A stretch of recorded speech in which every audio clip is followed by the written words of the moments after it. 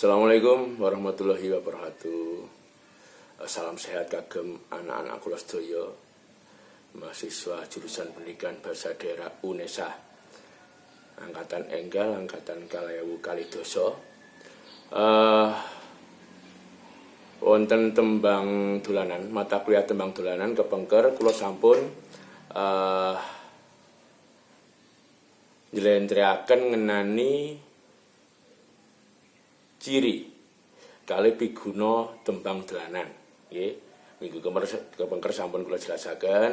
Pramila mulai minggu niki mangke pertemuan ketiga sampean sareng kalian kula sinau kados pundi carane nembangno utawi nglagokno tembang dolanan. Niku nggih. Koncine ngaten supados saged nembangaken tembang dolanan kedah paham laras kalian titi laras. Laras kalian titi laras. Laras menika nek cara basa Indonesia laras menika nada. Menawi titi laras menika tangga nada.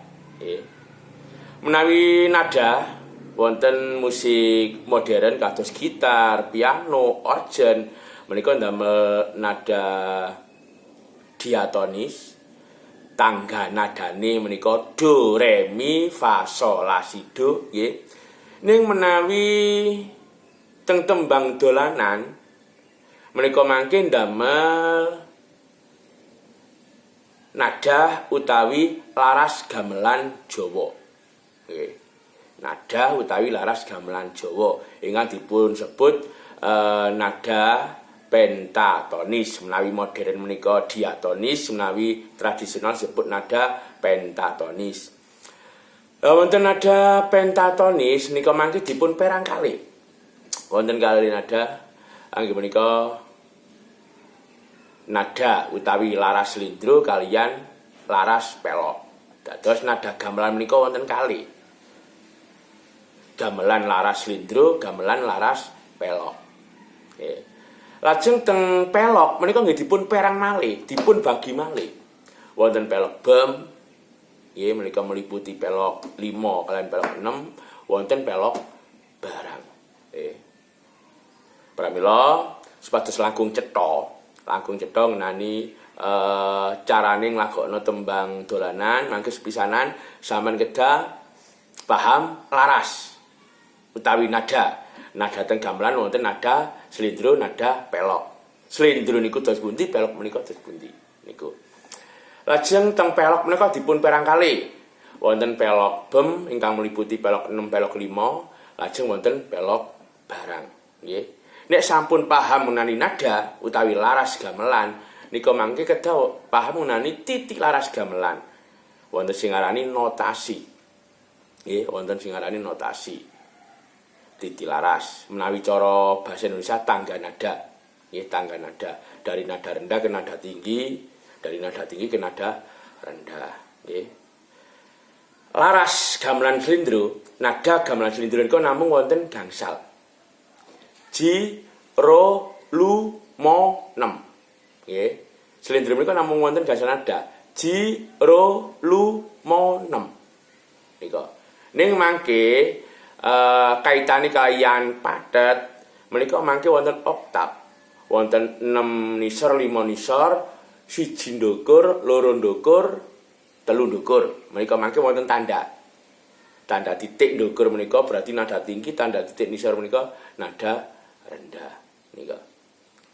Intine laras gamelan utawi titi laras gamelan ingkang laras slindro menika ji, ro, lu, mo, nem.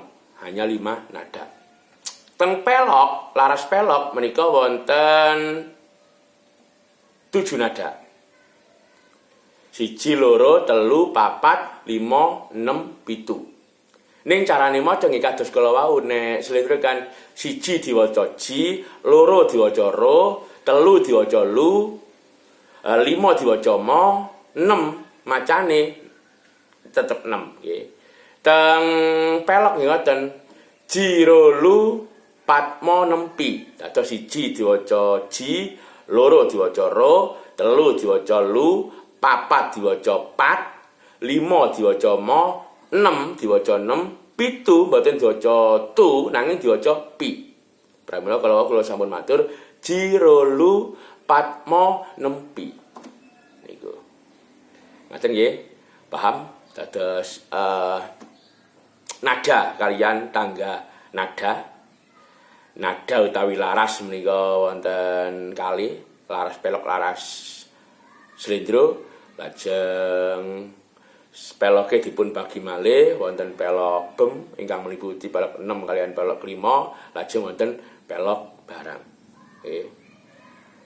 Segedhik menika pengetahuan ngenani laras lan titilaras utawi nada dan tangga nada. Menawi cara Jawa menika laras slendro, laras pelok.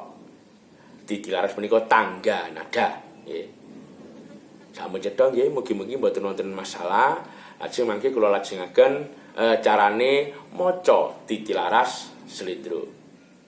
Matur nuwun. Wassalamualaikum warahmatullahi wabarakatuh.